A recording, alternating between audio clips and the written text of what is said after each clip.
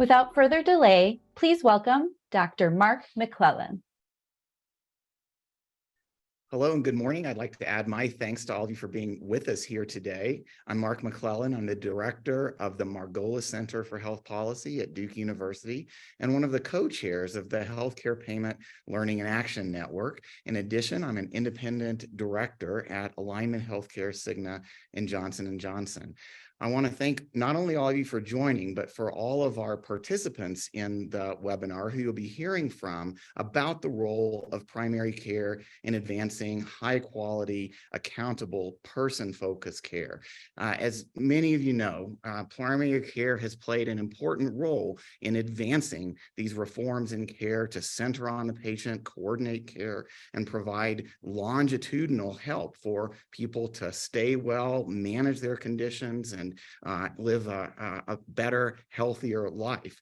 Primary care plays a foundation in these activities and also for further steps towards healthcare transformation as our nation continues to work towards achieving more affordable, equitable, whole person healthcare. We're seeing increased interest at the federal level at CMS, across many states, and in many employers and other purchasers of healthcare and health plans in advancing this central role of primary care as a coordinator and adopter of some of the technologies that can make care even more person-centered, home-based, and convenient.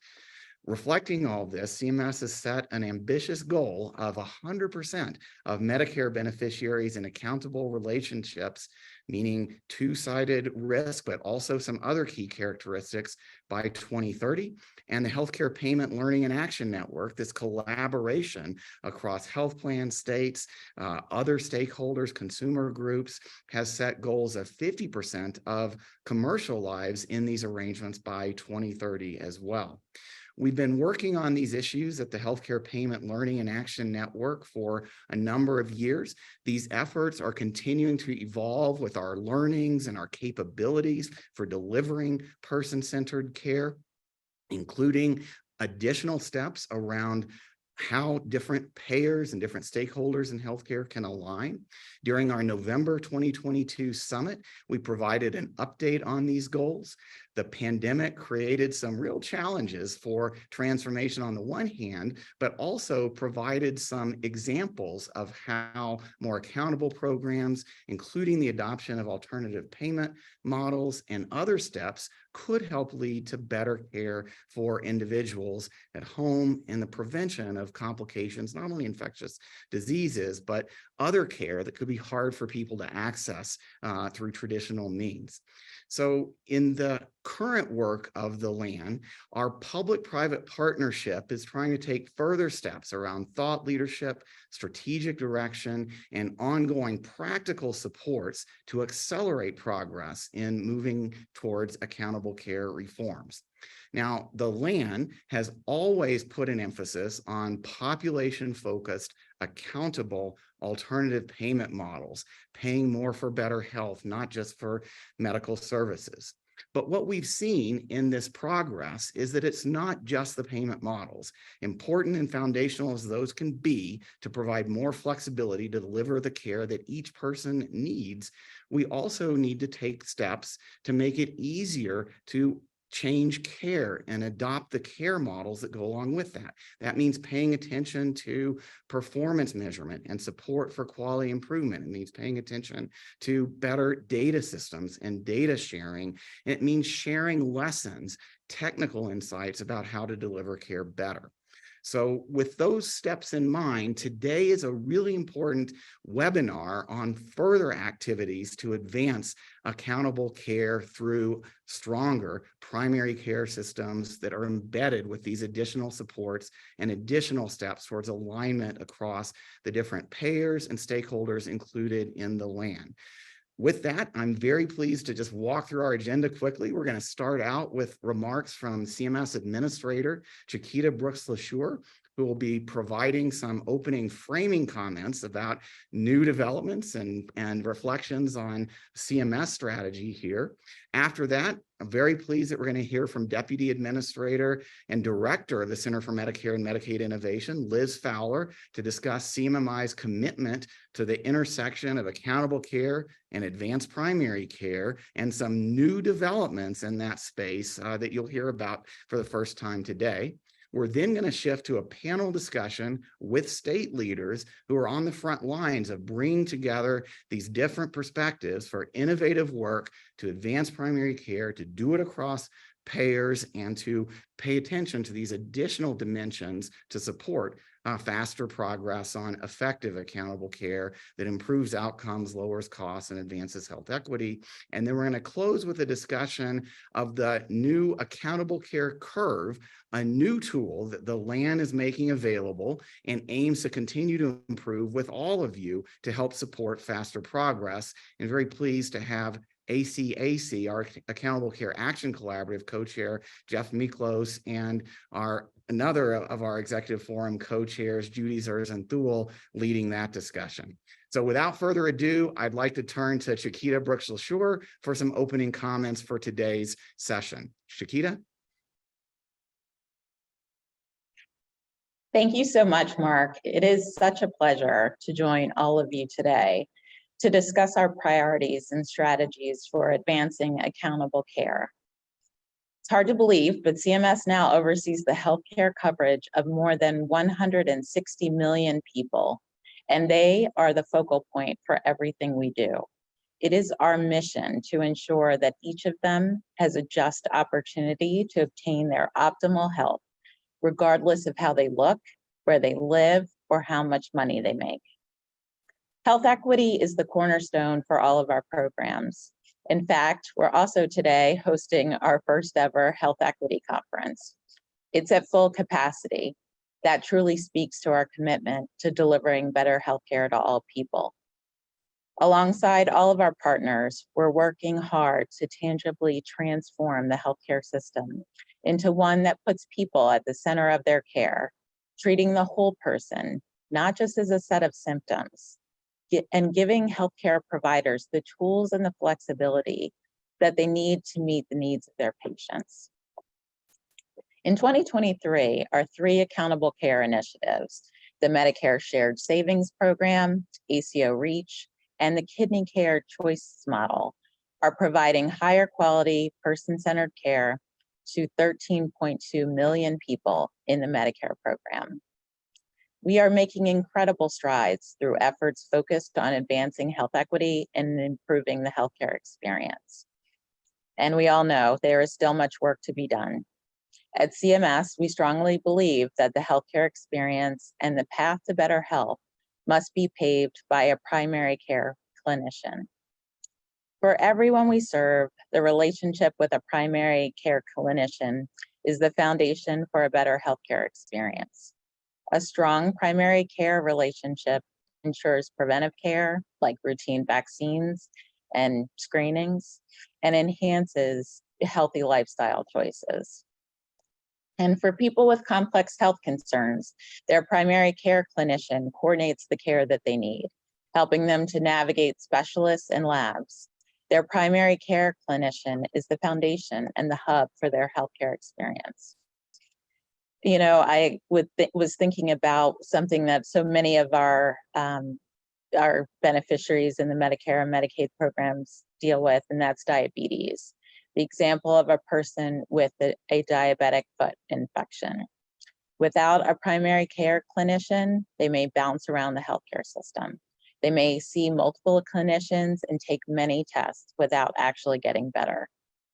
They need primary care, a doctor that knows their baseline and helps them manage everything related to their health. It's their primary care physician who will be in the place to be able to see the big picture and thus coordinate their specialist appointments, review all the lab results, and the care that they need to be healthy. That's why CMS is committed to supporting primary care. Strengthening and advancing primary care is a critical priority in our vision for meaningful healthcare for everyone we serve. Today, alongside all of you, we're taking a big step towards that goal. I'm excited to announce our new primary care model, which we're calling Making Care Primary Model. The Making Care Primary Model focuses on ensuring that patients receive coordinated, person-centered primary care and integrating primary and specialty care. With a focus on dismantling barriers to care, the model will help primary care participants build partnerships with community-based organizations and will include a pathway for small, independent, rural, and safety net organizations to participate. We think it's important to offer multiple opportunities for primary care practices to deliver high-quality primary care, especially those who have not participated in our models previously, and for the alignment with state Medicaid agencies to make sure that organizations serving people with Medicaid are also included in this model. We are so pleased to have 8 states committed to participating, and I want to especially acknowledge Colorado, Massachusetts, and New Mexico, who are here on the panel today to discuss the groundbreaking work we have ahead. Our Innovation Center Director, Liz Fowler, will be speaking next to share more about this new exciting model. But before I close, I want to take a moment to thank you all for all of your hard work and your ongoing partnership. We truly appreciate your efforts towards our collective mission, and I'm excited for the work we have ahead of us. I'm also just so proud and pleased for the Innovation Center staff and for the CMCS Center staff that have worked so hard to make sure that this model was one that worked for such a variety of our partners, particularly those who serve the underserved. Thank you so much. And I'll now turn it over to Dr. Fowler. Thank you, Administrator Brooks-LaSure. I share your enthusiasm for this new model, the Making Care Primary, or MCP, and I'm so pleased to be here today. Before diving in, I also want to thank the LAN for all the work that you're doing to advance accountable care and for the opportunity to showcase the new Innovation Center model, which we believe will play a very significant role in strengthening primary care and creating a system of care that is truly person-centered. As I think many of you know, in 2021, the Innovation Center announced a strategic refresh, building on what we learned over the last 10 years to set the stage for the next decade. And the purpose of the strategy was also to give the health system a clear signal of where we're heading and how we plan to get there. Our vision is a healthcare system that achieves equitable outcomes through high quality, affordable, person-centered care. And primary care is the cornerstone of that strategy.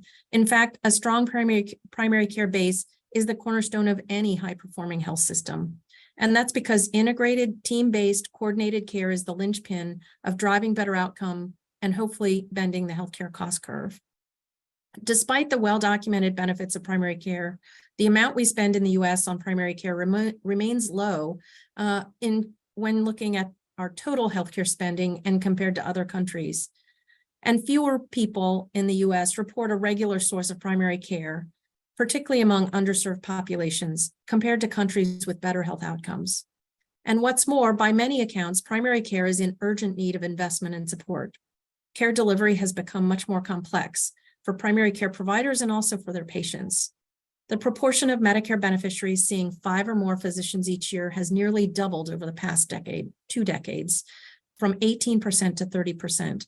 And providers must now coordinate with 80% more physicians than they did 20 years ago. COVID-19 has only exacerbated these challenges.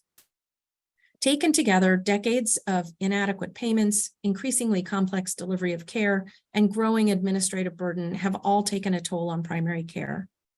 So what can we do to support and advance high-quality primary care? According to a survey of primary care physicians last year, the top 3 recommendations to policymakers were, number 1, protect primary care as a common good. Number 2, change the financing of primary care. And number 3, move away from fee-for-service toward alternative payment models. And that's where the CMS Innovation Center comes in and the Making Care Primary model. CMS Innovation Center has a role in achieving these goals and supporting primary care in order to drive a better healthcare system that works better for patients. In our 2021 strategy, we set a bold goal of having 100% of Medicare beneficiaries and the vast majority of Medicaid beneficiaries in an accountable care relationship with a clinician who's responsible for their total cost of care and quality by 2030. That includes accountable care organizations and advanced primary care. We have a decade of history testing primary care models, including the Comprehensive Primary Care Initiative, or CPC, its successor CPC+, and most recently the Primary Care First model. And we also have experience testing ACO innovations to inform the Medicare Shared Savings Program. We know these strategies and models and programs make a difference. CPC+ practices said that prospective, reliable population-based payments help them weather the financial shocks of the COVID-19 pandemic and help them maintain key staff and activities such as care management and coordination. And despite the promise of these financing approaches and the desire to move in this direction, according to that survey I just mentioned, fewer than half of primary care practices are receiving any form of value-based care, and 3/4 of primary care practices are not in an ACO or in our current primary care first model. So more needs to be done to create pathways for primary care providers and practices to join value-based care. And that's where this model comes in as an important next step. Making Care Primary builds on that CPC, CPC+, and Primary Care First experience to support primary care practitioners and make advanced primary care available and sustainable for a more comprehensive pool of participants, serving a broader and more diverse set of patients to improve quality, health equity, and overall patient care. So I know many of you are probably asking what's different about this model, and I'll point to 4 factors. Number one, it provides an on-ramp for safety net providers and small or independent primary care practices with an explicit focus on underserved populations by making it possible for more safety net providers to participate, including federally qualified health centers. And significantly, Making Care Primary provides upfront infrastructure payments to eligible safety net providers and will adjust payments to better support providers caring for underserved populations.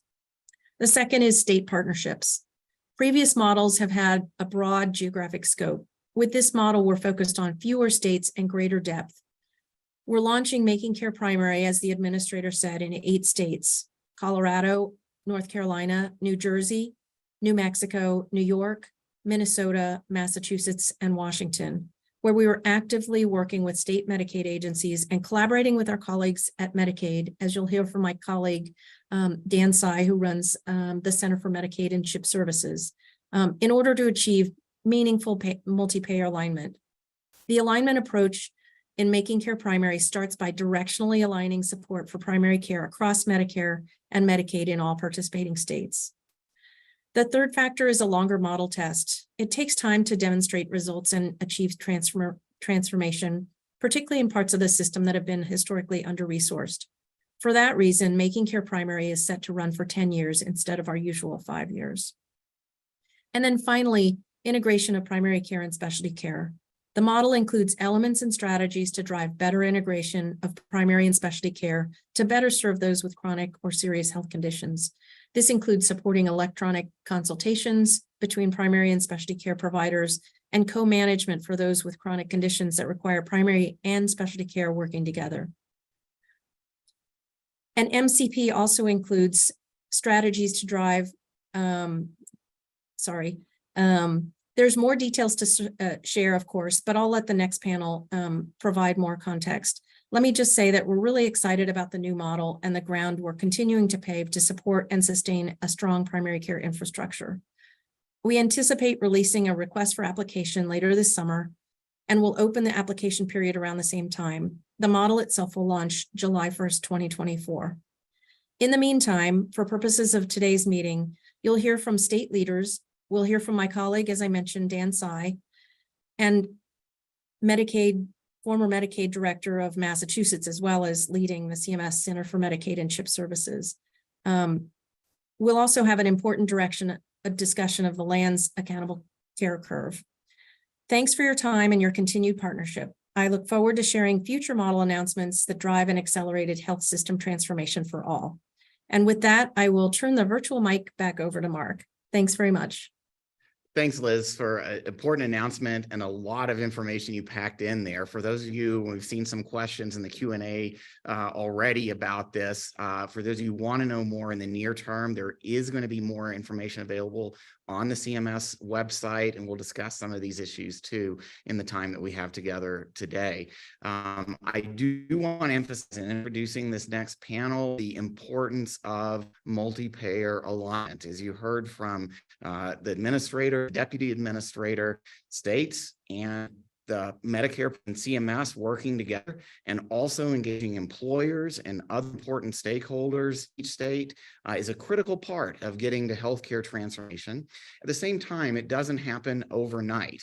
I think on the next slide, we talk a little bit about some of what we're seeing in what multi-payer alignment can do and why it's important. This is a good way to bring down administrative costs, to leverage investments and activities and shared goals around improving health in important areas like behavioral healthcare access and access to conditions where good primary care interventions can make a big difference, like diabetes, as Administrator Brooks LaSure mentioned, and reducing the costs of care overall. But each of the payers and each of the participants in our healthcare system has somewhat different objectives and different starting points. And so we want to recognize that.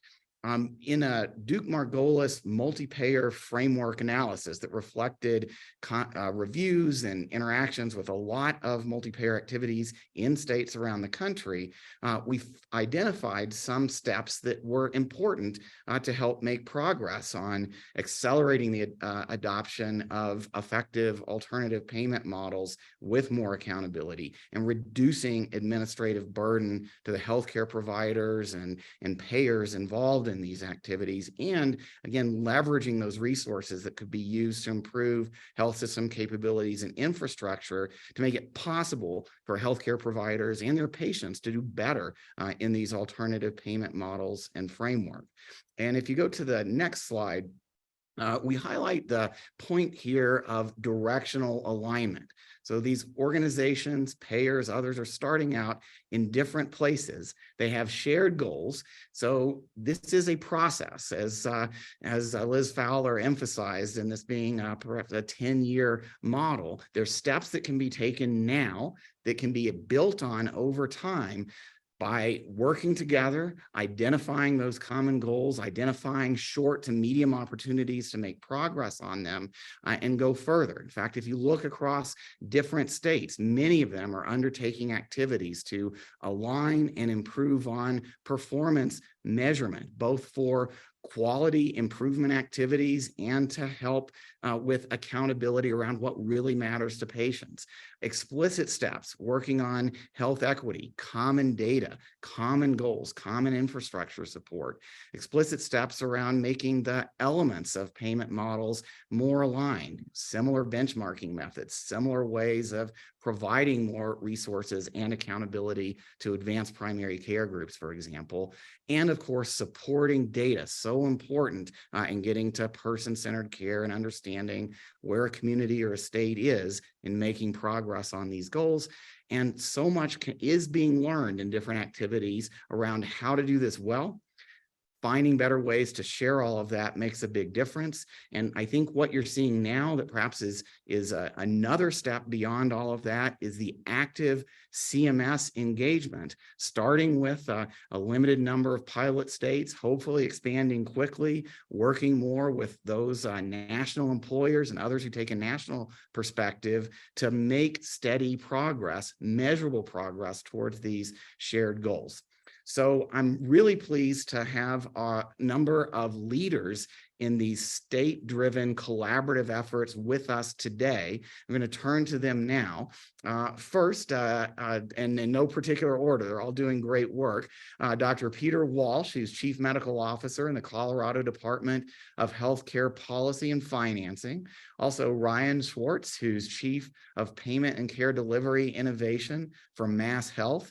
And Ellen Reed, who's Project Manager for Primary Care in the Office of the Secretary Secretary in New Mexico Health and Human Services. And for each of you, I'd like you to start. I know the Making Care Primary announcement is a new one, but it's something that all of you are thinking about participating in, is yet another new step to help support advancing high quality accountable care in your state. Maybe just for getting us going, each of you could say a little bit about what your vision is, where you're aiming for, and some of the things that you're focusing on to help get to those longer term major goals. And maybe Peter, I could start with you.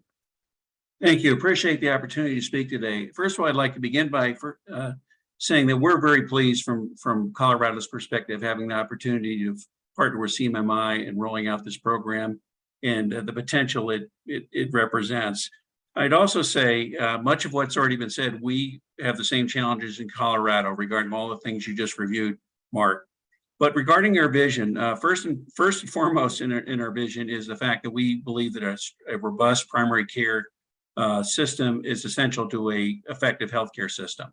And so from Colorado Medicaid's perspective, we've been continually focused on that, and we think it's very critical. Elements that include care transformation, supporting them in those efforts, as well as, frankly, adequate compensation for the services they provide.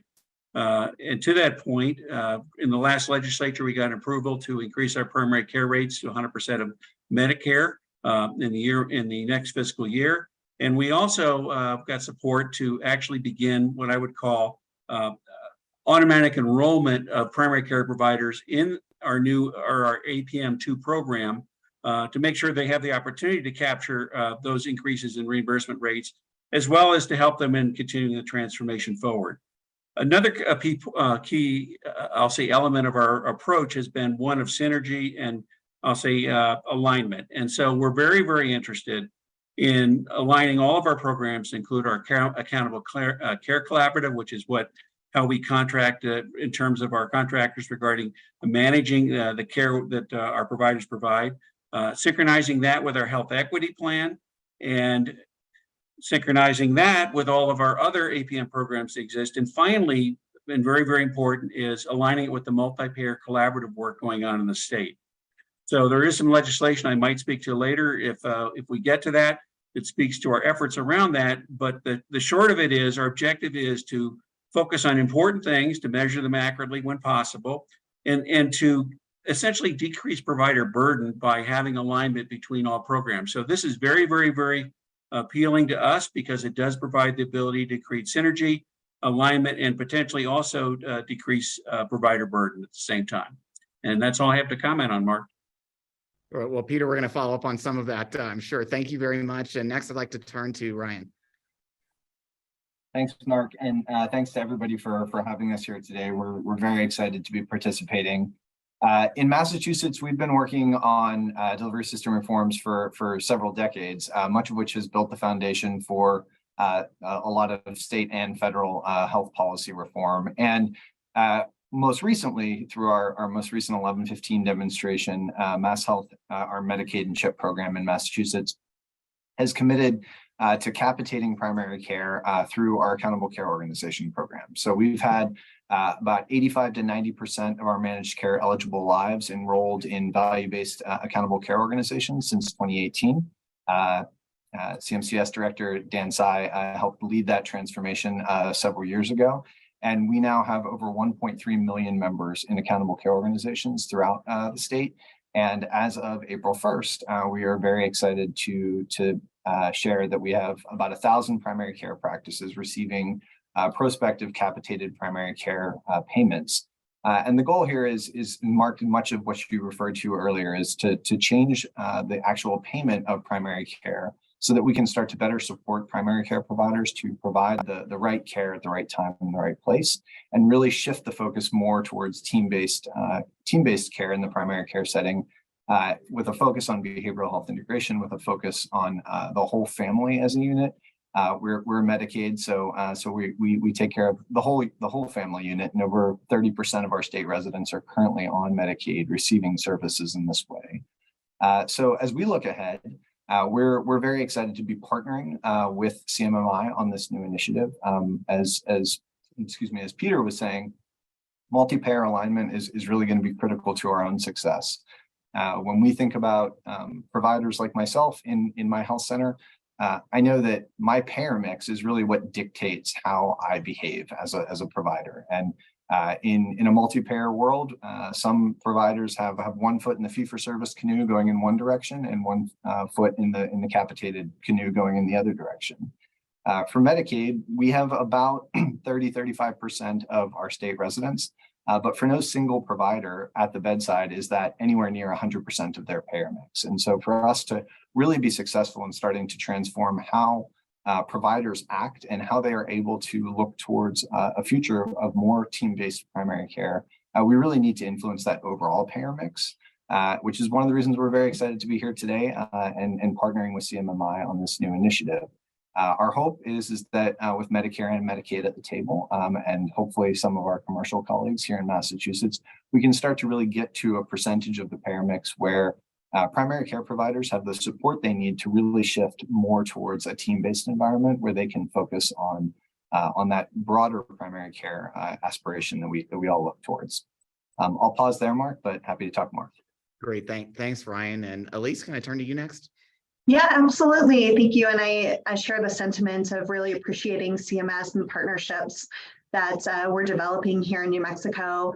New Mexico's really been following the path of Colorado and Massachusetts and building an alternative payment model for our state.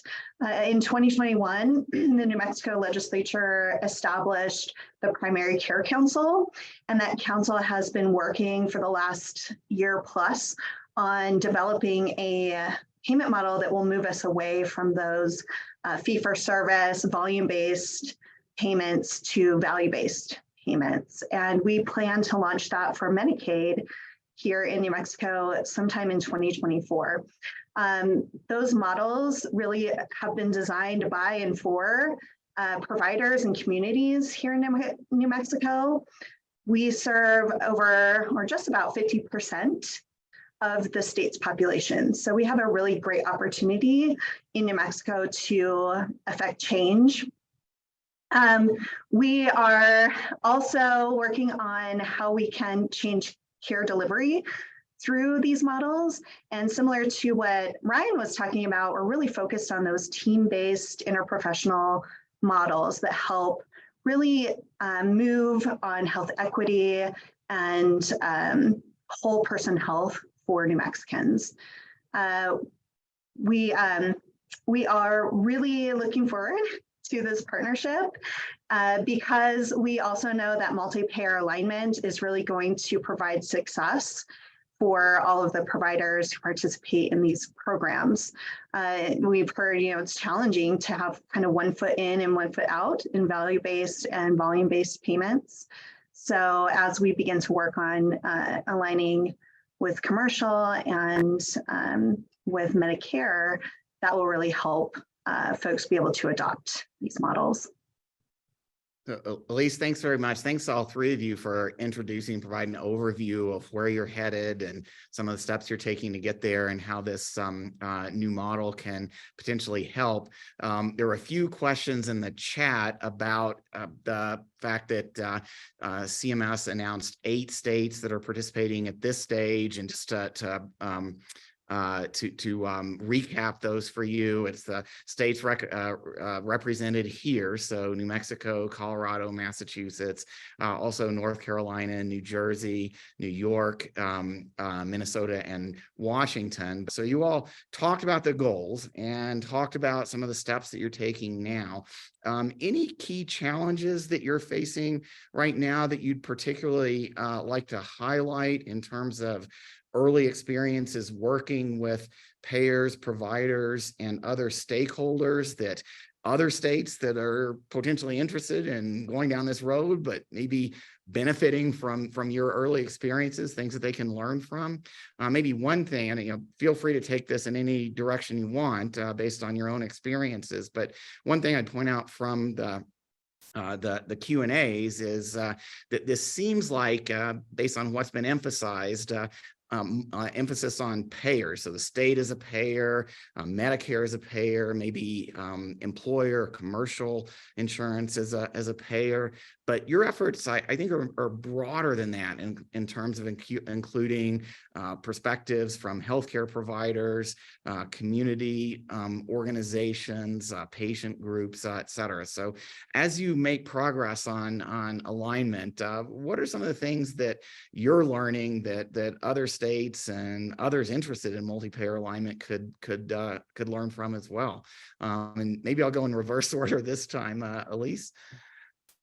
Yeah, thanks for that, Mark. We've spent quite a lot of time with stakeholder engagement in New Mexico. We actually had talked to our partners in Colorado prior to getting going on this work, and that was the suggestion that they had made for our state. And that's really helped us be able to get providers excited about moving to capitation rates. But it also has really enlightened us as far as what the challenges are in New Mexico.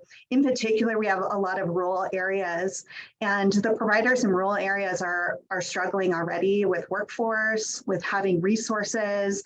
And so this has given us an opportunity to think about what are some creative ways we can support, especially our rural providers, in being able to adopt payment reforms and be able to deliver the kind of care that they want to deliver in those areas and that the communities need. So that's one of many things that we've really been able to help with and identify as a need in our state. Great, thank you. Ryan, any particular areas you'd like to focus on, tips for other states and stakeholders in other states as they try to make progress too? Thanks, Mark. I'll highlight two. One, I saw a note in the chat on lessons learned from previous capitation arrangements. And so I think many of us on the provider side, on the payer side, have a lot of experience with capitation in the past, and it didn't always go well. And I think one of the things that we thought a lot about as we were building out our program was making sure that if we were capitating, we were also holding providers, myself in this case, accountable to quality, to member experience, and to driving forward an equity agenda. And without those precepts built into the contract, capitating payment can go potentially in the wrong way. And so we thought a lot about how we develop the contractual arrangements with our provider systems to ensure that some of those basic principles, maintaining high quality and improving quality, maintaining a positive member experience, and focusing on closing disparities were built into our contractual arrangements. The other side of the coin that I'll just quickly mention is operations. And I think I would just say our big lesson learned here is do not underestimate the importance and the challenge of operations, both on the payer side, as well as working with your provider partners to build out the infrastructure and the systems necessary to develop good accountable care delivery systems. It has taken us years, and we are, I think, still very much on that journey. Our own IT systems at the state have been very challenging to work with, and we've heard again and again from our provider partners about the importance of time and investment to build out EHR systems, to build out pop health management systems, to build out payment systems, to be able to engage in these accountable care programs in a meaningful way. And could you say a little bit more about that? As you started out by emphasizing accountability for things like patient experience and longitudinal outcomes and improvements in equity outcomes in the population. So that's, clearly implies some efforts around alignment on measures and maybe making them more meaningful over time as you move away from fee for service and are paying for better health in conjunction with the capitation shifts. But to make it possible to succeed in that, like you said, you need EMRs that are not just capturing information that's relevant for fee-for-service billing, but helping to support longitudinal care. You need data sharing. You need some efforts probably around aligning these improvements in the underlying infrastructure that, as you said, hasn't been built for this in the past. Any additional lessons there or comments about what's keeping people at the table and continuing to work together on this? As you said, it's not an overnight thing. Yeah, thanks, Mark. So I'll go back a little bit to say that our new primary care program is very much standing on the shoulder of years and years of previous work. And I think the most important transition was a commitment by the state, to transition much of our managed care lives into accountable care organizations. And that really built a backbone for accountability to a quality slate that is shared across the delivery system. We've worked with other payers to try and bring that quality slate into alignment with other payers. We're not there yet 100%, and I'm sure we have some Massachusetts colleagues on the line today who would have some comments on that, but we are working towards that alignment. But also as a part of building out those ACOs, we enabled through some federal investment through CMS as well, infrastructure development and financing to help our delivery system, but also us as the state to start to build out some of these systems.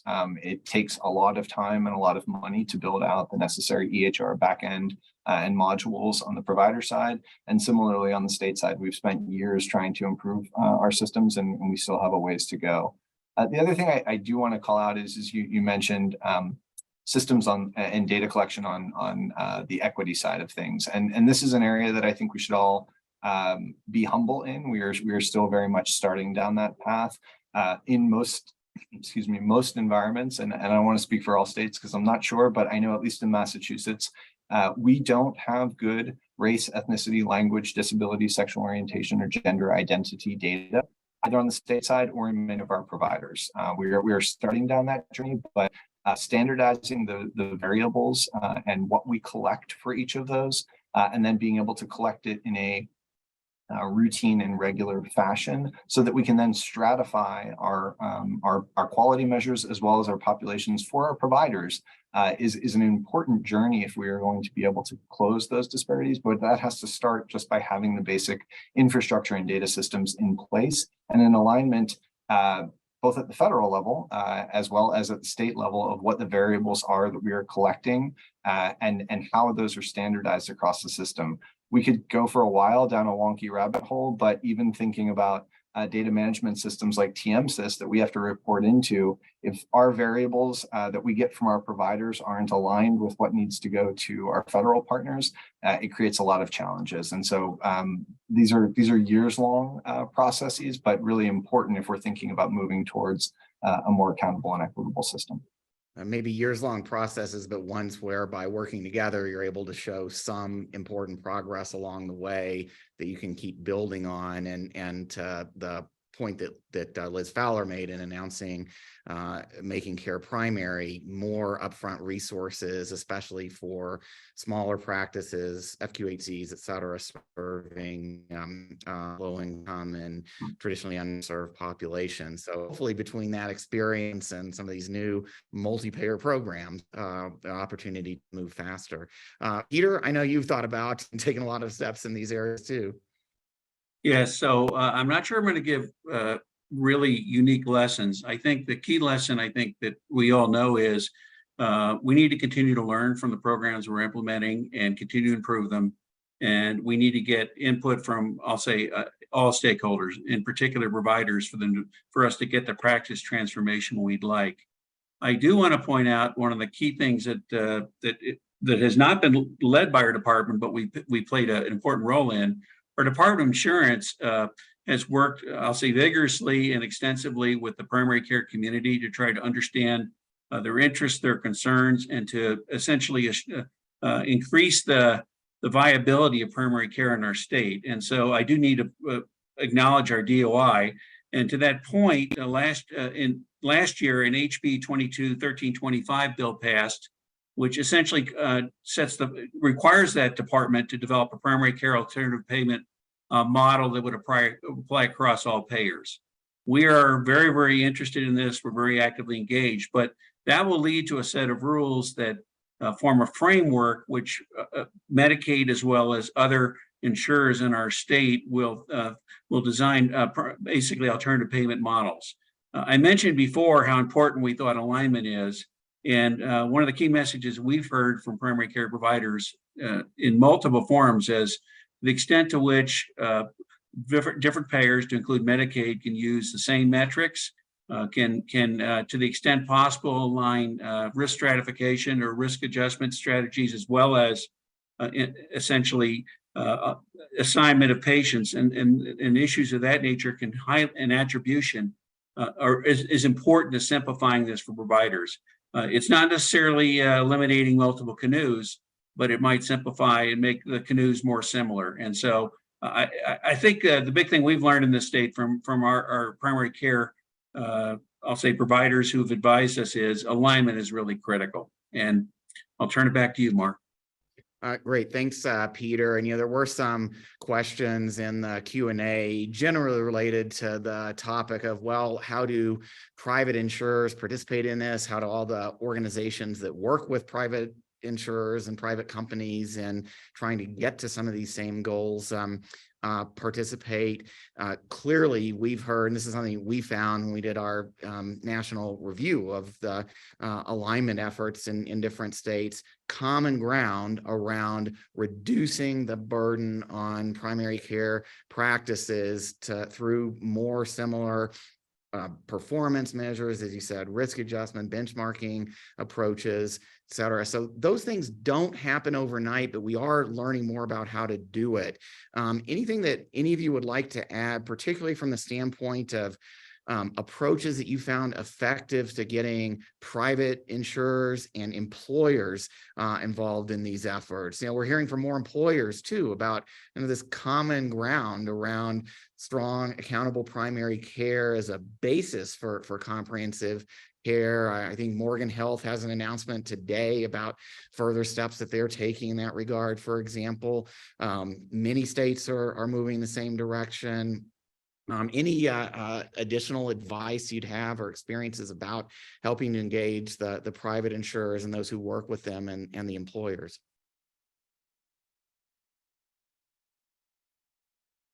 I can start with a few thoughts, Mark. I think we've had some positive experience in Massachusetts by getting, we have a quality measure alignment task force, which is a state convened entity that has brought multiple payers as well as provider systems around the table to talk about some of the quality measure alignment that Peter's talking about.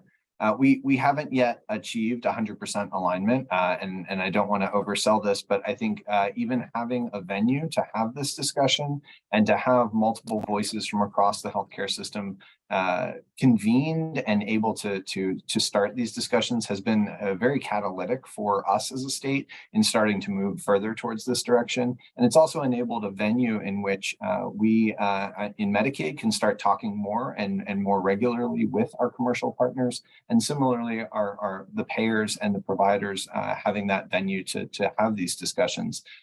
I think the last thing I'll say is that with increasing consolidation across the market, there are pros and cons to that, of course, but there's also much more of a value proposition for alignment for these measures and for these payment mechanisms. And increasingly, if we can harness just a few of these entities, we really start to tip the scales in terms of that percentage of the payer mix or that percentage of the quality measures that Peter was talking about that are aligned. And that makes a very real difference for providers, especially at a time when the primary care workforce is just experiencing significant and really substantial constraints.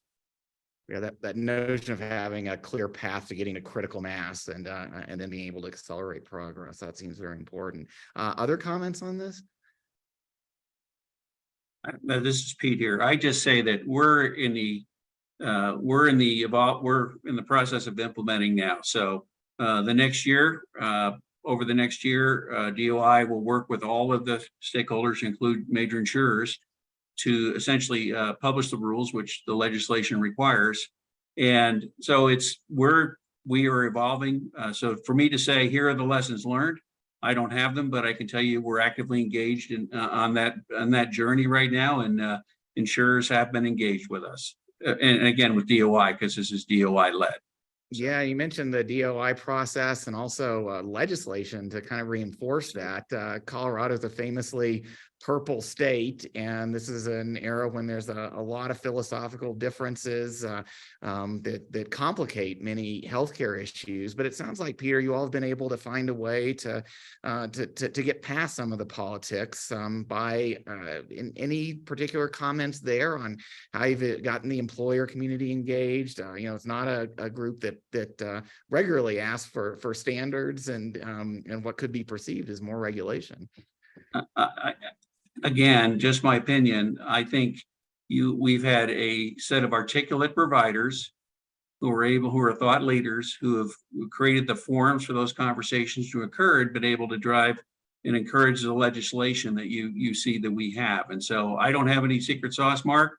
I think we need to attribute it to the forward thinkers in our and basically the DOI as well as the provider community, because I think that legislation wouldn't have been possible without them. I think really supporting it and contributing to it.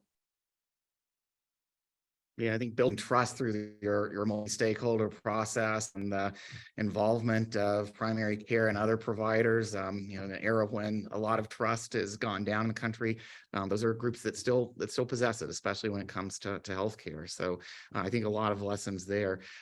There are so many other good questions that have come up in the chat. I do want to encourage everyone who is interested in these topics to stay engaged with the Healthcare Payment Learning and Action Network. We are going to try to do some follow-up answers for questions that we don't have time to get to. Again, a lot more information is going to be available on the Making Care Primary program in particular for CMS in the coming now and in the coming days. One topic that did come up in a number of questions was the issue of behavioral health and how that can get integrated more effectively into strong primary care. And I'd appreciate thoughts that you all have about that. I have to say, in my discussions with employers, that's one of the things on the very top of their list, given the extent of issues that have come up during and now emerging from the pandemic, stresses on families economically and otherwise. And historically, these conditions have been undertreated, inconveniently treated, and equitably treated. So I know they're part of all of your strategies because they're such a motivator across different stakeholders. Anyone want to comment briefly on that?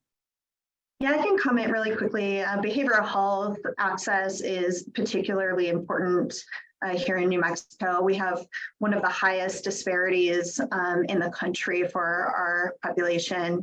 And so we're really prioritizing integration with behavioral health in our payment model.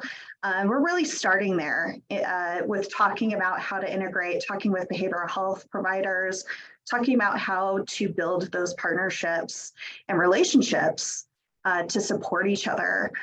So that's where we're starting here in New Mexico. We hope to have a variety of forums for behavioral health and primary care providers to talk to each other and learn about team-based integrated care to really move that forward. Great, thank you. Any other comments on this? Mark, I'll say two things. The first is, I think we all would agree, and this is a cross-aisle issue, bipartisan. Behavioral health and primary care have been historically underinvested in, and we have not put the necessary financing into either the workforce or the actual rates that pay for services. And accordingly, we've seen growing disparities to exactly what Elisa just mentioned. And we see those same disparities and significant constraints in the system in Massachusetts as well. We've thought about this in a variety of ways, but with regards to the MCP model today, one thing I think is that moving towards capitation in the primary care setting enables primary care providers and practices to think more creatively about how we staff teams and how we bring in LICSWs and care managers and psychologists and psychiatrists to further integrate behavioral health into the primary care setting. And when we continue to be in the fee-for-service world, that just does not work nearly as well. And so that's the first thing. The second thing I'll say is that I think historically, and especially in the last 5 to 10 years, we have been, all states have been the beneficiary of a lot of federal financing going into workforce.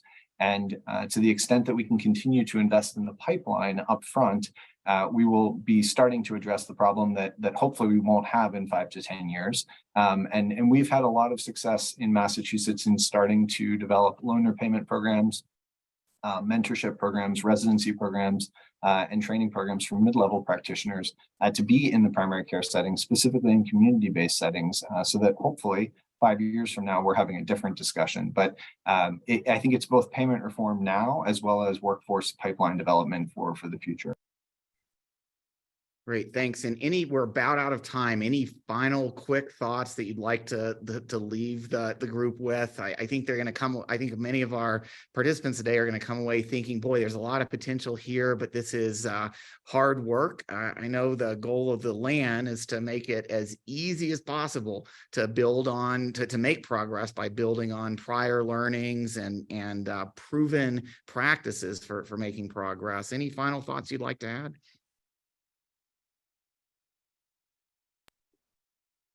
I'll say it is hard work, but it's hard work because it's worthwhile, and we need to be thinking about what the future looks like in a time when primary care and behavioral health are not as constrained as they are right now. And today's announcement is an important step in this direction.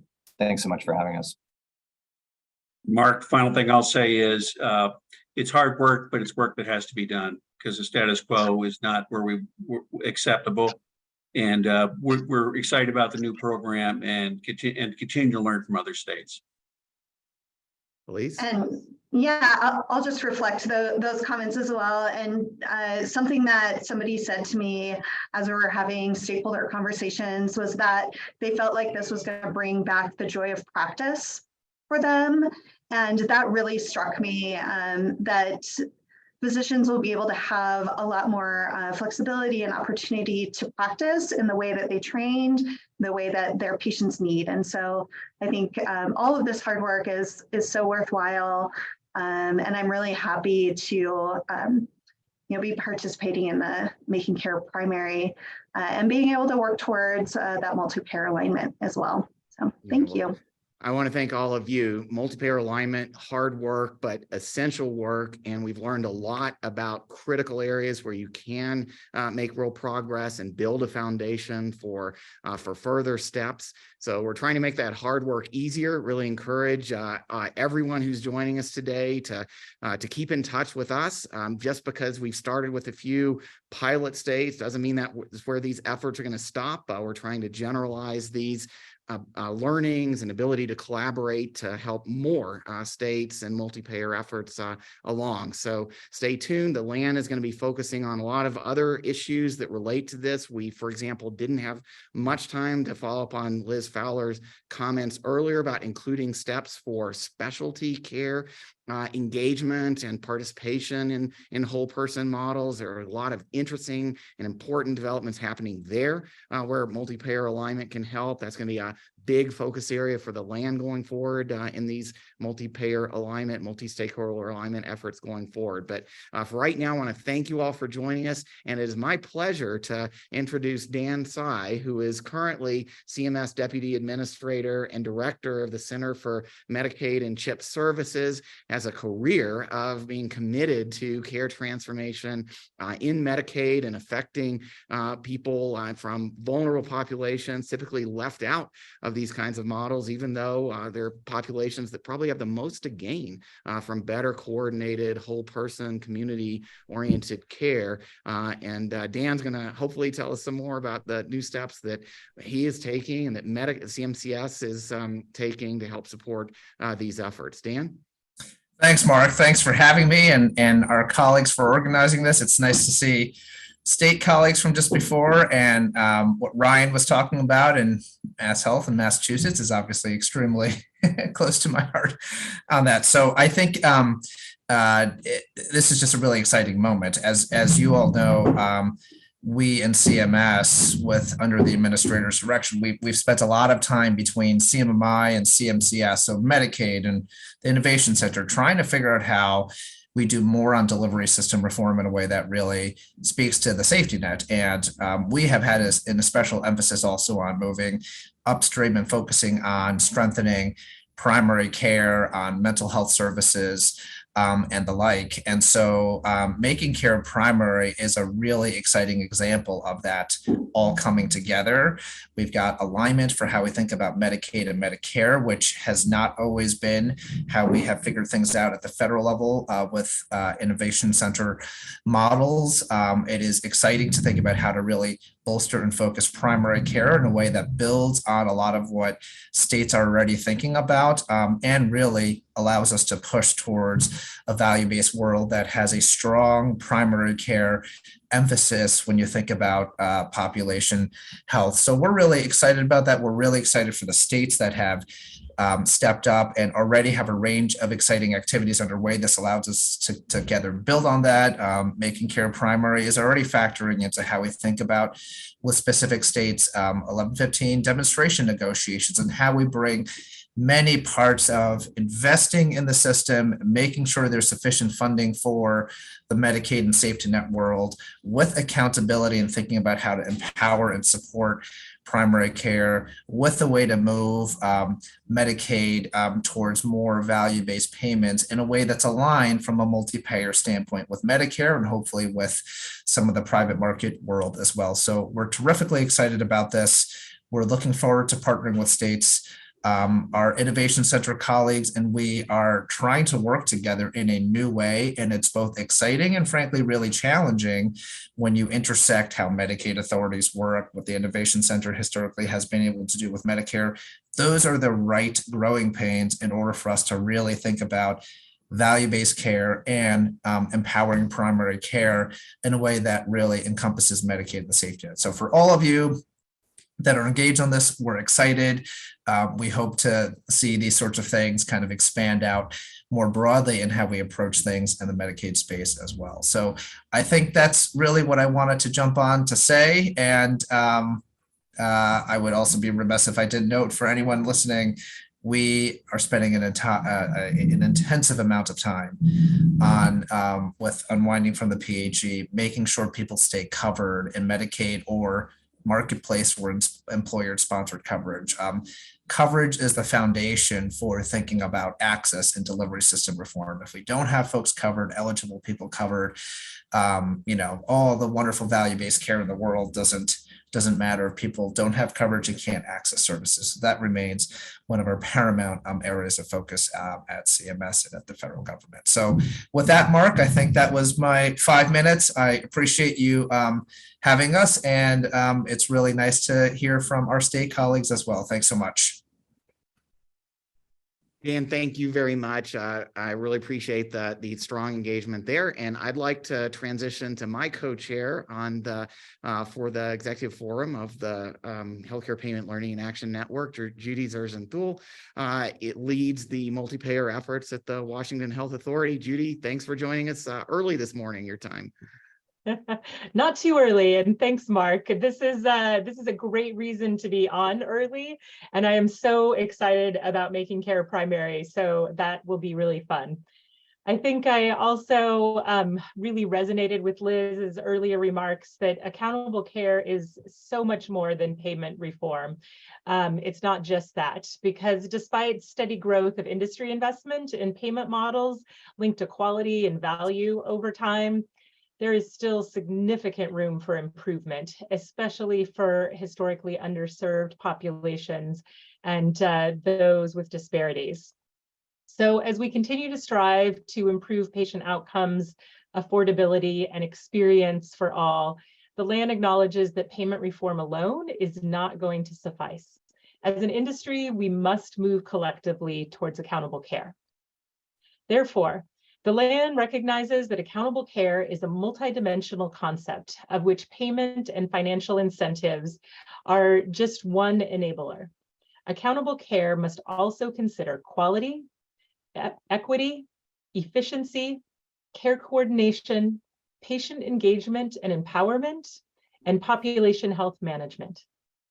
Last year, the LAN released an updated definition of accountable care. Accountable care centers on the patient and aligns their care team to support shared decision-making and help realize the best achievable health outcomes for all through equitable, comprehensive, high quality, affordable, longitudinal care. With this definition, the LAN recognizes that the movement towards accountable care isn't just a static journey, and healthcare organizations are at varying points all along that journey. In 2022, the LAN released a first draft of the accountable care curve to support the operationalization of industry-wide, high-quality, cost-effective accountable care. The Accountable Care Curve is an interactive learning tool that health industry organizations can use as a guide to inform their journey towards accountable care. The curve identifies and defines the stages that organizations may pass through on that journey, as well as the key components, capabilities, and resources that can support an organization's evolution.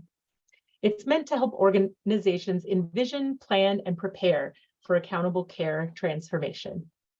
While the LAN acknowledges that each organization's journey may look somewhat different, the curve aims to promote industry-wide adoption of promising practices, investment in certain capabilities, and establish resources such as core quality measure sets to move in an aligned direction. It's also important to note that the curve is intended to be used alongside, not in lieu of, complementary LAN resources, such as the APM framework, the theory of change to advance health equity and APMs, and other guidance from LAN's health equity advisory team. When taken collectively and combined with other useful industry resources, the LAN intends for these resources to form a useful toolkit for organizational change and transformation.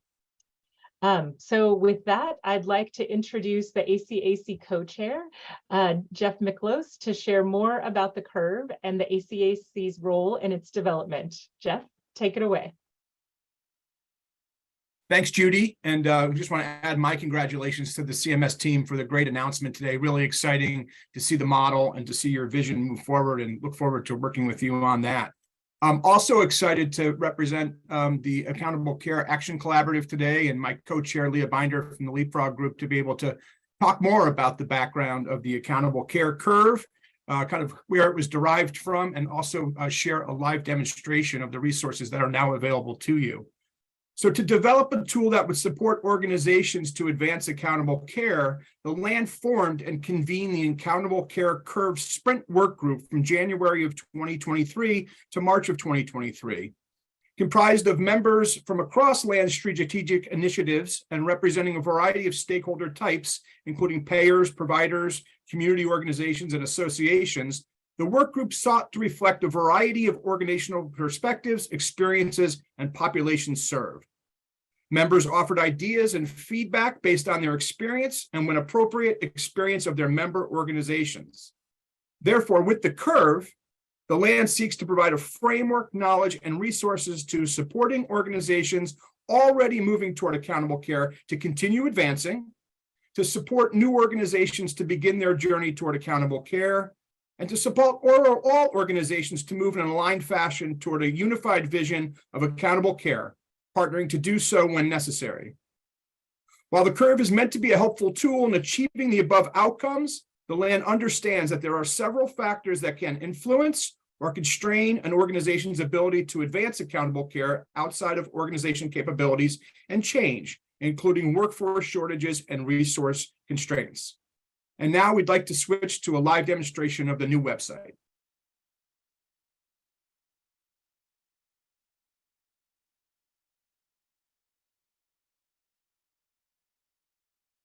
Great, thanks, John. So first, again, we'd like to start with the graphic of the curve itself. As referenced earlier, the curve is composed of levels of transformation, measurement tracks, elements, organizational capabilities, and resources, which are all interactive in nature. The 4 levels of transformation, learning, investing, aligning, and transforming, define the progressive stages that an organization may pass through on its journey toward accountable care over time. They reflect an increasing level of organizational commitment, investment, and change. What does this mean? Learning organizations recognize the need for accountable care, understand the role they could play, and plan to act. Investing organizations commit resources to achieving accountable care and demonstrate public support for industry promising practices. Aligning organizations take action to align with industry promising practices in accountable care and consistently invest resources into achieving advanced accountable care. And transforming organizations are successfully shifting their drivers and incentives toward advanced accountable care and become champions for accountable care adoption in their industry or region and/or nationally. Each definition is interactive, so you can see you are able to click on any stage of transformation to see its associated definition.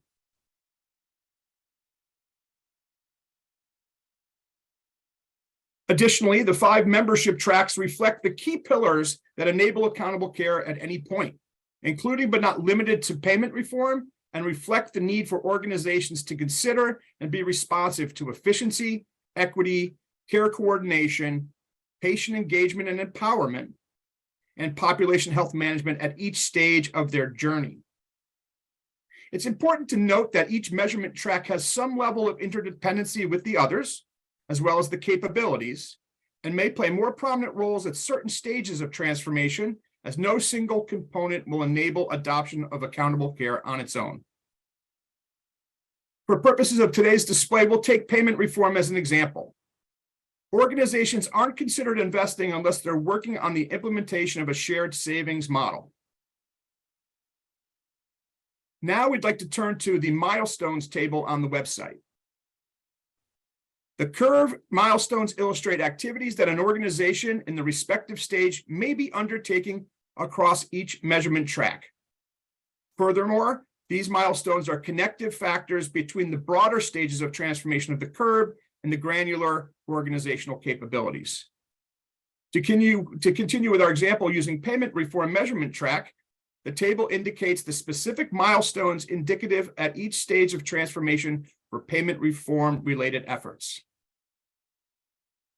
We would like to now turn to the capabilities page of the website.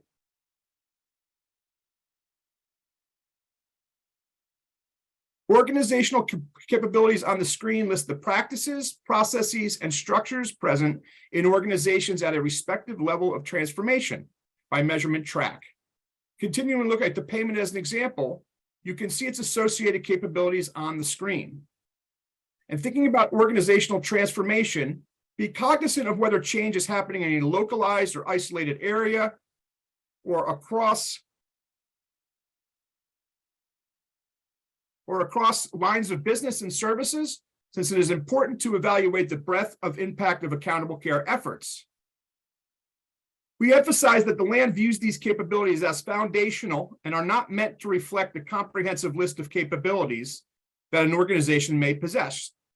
While foundational, the list of capabilities is not comprehensive, and subsequent capabilities may be included in future iterations of the curve as accountable care adoption continues to evolve in the market.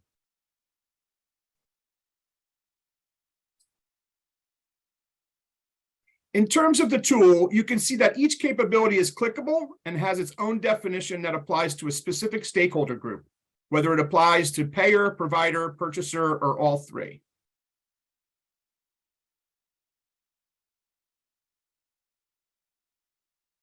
We'd like to now shift to the curve's resources. A key component of the curve is that it also includes resources submitted and used by fellow LAN members to advance accountable care. I'd like to thank the members of the Accountable Care Action Collaborative for providing an initial set of resources, and the additional resources will be added over time. These resources have been mapped to specific capabilities so that as you're exploring the curve, you can draw from the specific toolkits, papers, and resources that your peers have used. As I indicated, the LAN plans to add to this relevant resources and examples as more become available. As we scroll back up to the accountable care curve image, we'll see that, as you can see, to accelerate toward accountable value-based care, organizations can use the curve as a learning tool guide to answer critical questions that support overall strategy and tactical implementation, including but not limiting to the following questions. What is our vision, organizational priorities, and our goals? And how does movement toward accountable care support those? Which measurement tracks will have the greatest impact on our organization's movement toward accountable care based on investment or change realized to date? And a third question, what transformation stage, again, learning, investing, aligning, or transforming on the curve is our organization in today? How do we believe this compares to our industry peers? In addition to those questions, to put the curve into practice, we believe some use cases that illustrate how the framework could be applied at organizations are important. Such use cases include using the curve as an internal learning tool to promote discussion and awareness among its own employees. The tool may be used as a guide for strategic planning and/or goal setting, and to inform workforce development and/or training. Another use case is using the curve to foster multi-stakeholder discussions within its network. For example, providers within a large health system, accountable care organizations, members, private and public players at a state level, or across states. This may include discussions that facilitate stakeholder alignment across or in specific areas. A use case similar to the Healthcare Transformation Task Force, which I lead, is an organization promoting the curve to its membership or its constituency. In the case of associations, advocacy organizations, and those similarly structured, it likely does not make sense for these organizations to use the curve for internal guidance and reflection. Rather, these organizations have a role to play in amplifying the curve and its included resources among membership to promote industry alignment, reflecting on the curve's applicability and its value to its membership, and providing feedback and resources that can be used in conjunction with the curve to advance the accountable care. We also believe it's appropriate to accelerate the transformation of advanced accountable care by encouraging its members to directionally align with the principles and resources in the curve. A few things to consider as you explore how your organization can apply the framework to advance your specific goals related to accountable care. The LAN urges against the use of the curve as a checklist to accountable care transformation based on previous points that the curve reflects foundational but not comprehensive organization capabilities for achieving accountable care. It cannot be overstated about the importance of leadership buy-in.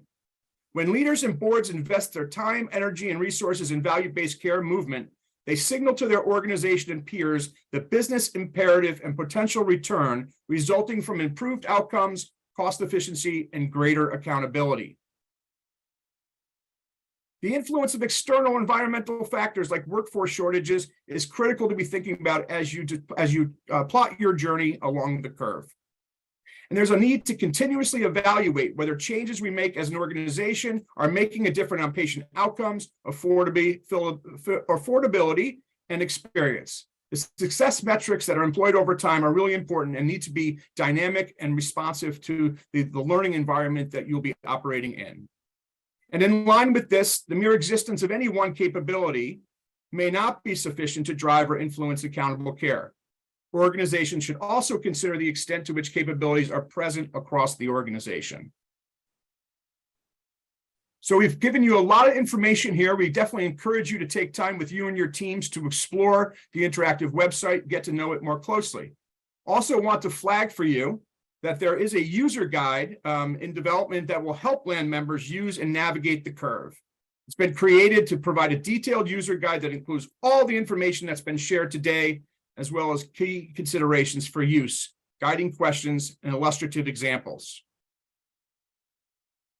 Such examples and such use cases include in talking with organizations engaged with the LAN, it's become clear that use cases are incredibly valuable and they allow others to see the aims, actions, and lessons from those others in the past. So we welcome you to share your own examples of transformation towards accountable care with the LAN via their inbox of HCPLAN@Deloitte.com.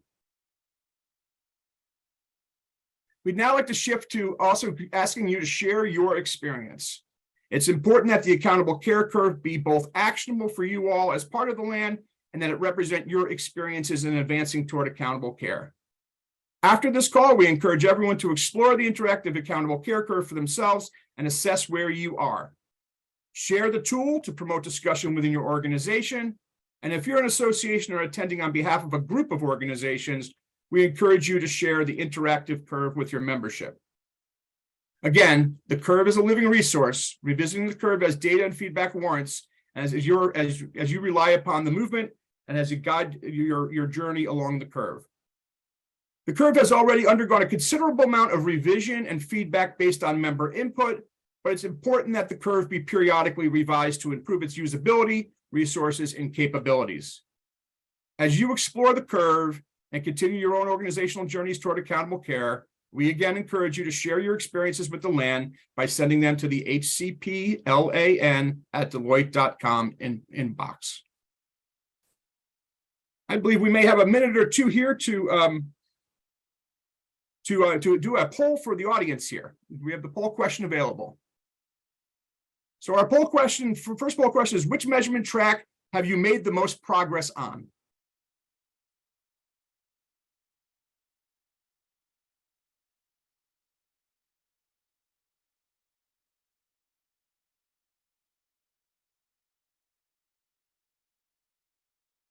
Do we have results in the question?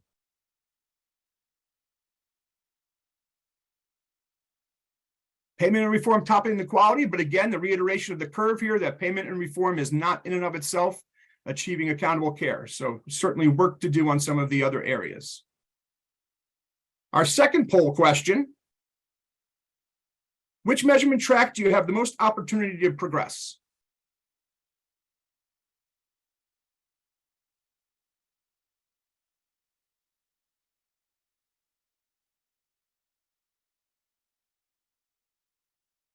Do we have results on the question?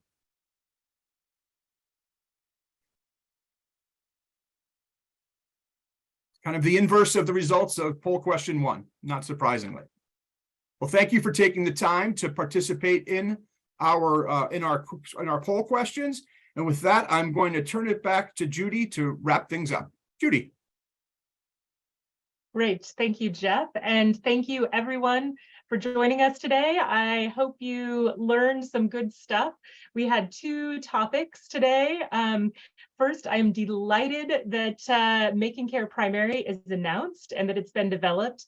I think it's a great mechanism to advance not only primary care, but to integrate specialty care and provide an on-ramp for safety net providers to increase APM and adoption and equitable coverage in the process. Washington State is a site, and I am very excited about that and looking forward to talking to folks in my state about how we might use this model to advance primary care here.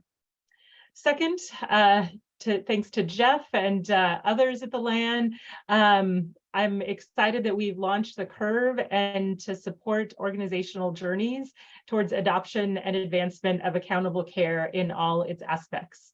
So we have one more closing poll for you.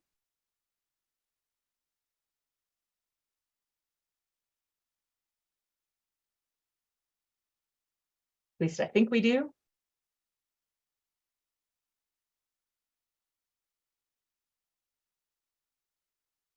Oh, the poll will pop up when you log off to do your closing survey of what you thought about this.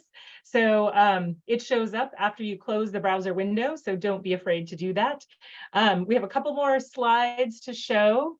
First is there's another STC event coming up on July 27th. So save the date for that. And our spring event, this is the last event in our spring summer series. The May spring event has been uploaded to the HCPLAN website, and this webinar will be posted there in about a week. So, so look for that. And then I also want to call attention on the next slide to the LAN Summit. We are back in person in DC, October 30th. For those of you that are subscribed to our emails, you should have gotten this invite, but please mark your calendars and join me there. I am really looking forward to it. So thank you again, and we'll talk soon. Have a great day.